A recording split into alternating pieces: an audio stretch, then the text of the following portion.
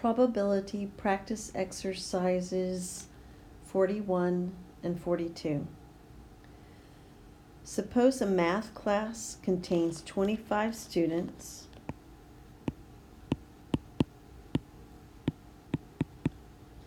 There are 14 females, 3 of whom speak French.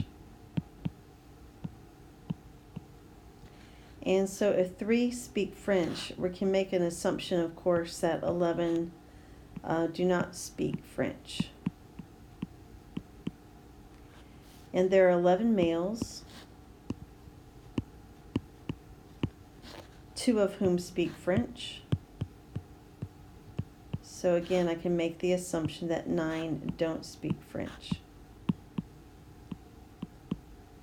So they're asking us to compute the probability that a randomly selected student speaks French, given that the student is a female. Okay, I see a conditional probability here, given that the student is female. So remember that when we see that conditional probability given, that changes the total number of outcomes. It won't be out of 25 students. The condition is that the student is a female.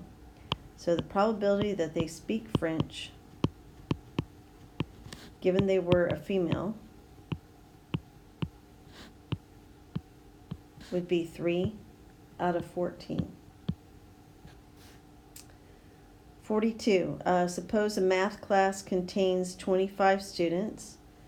14 are females, 3 of whom speak French, and 11 males, 2 of whom speak French. So it looks like we can keep the same information from 41.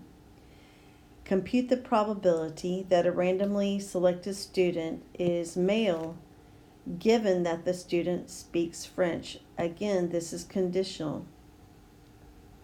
So this time it'll be out of the numbers who speak French. Okay? So it looks like a total of 5 students speak French.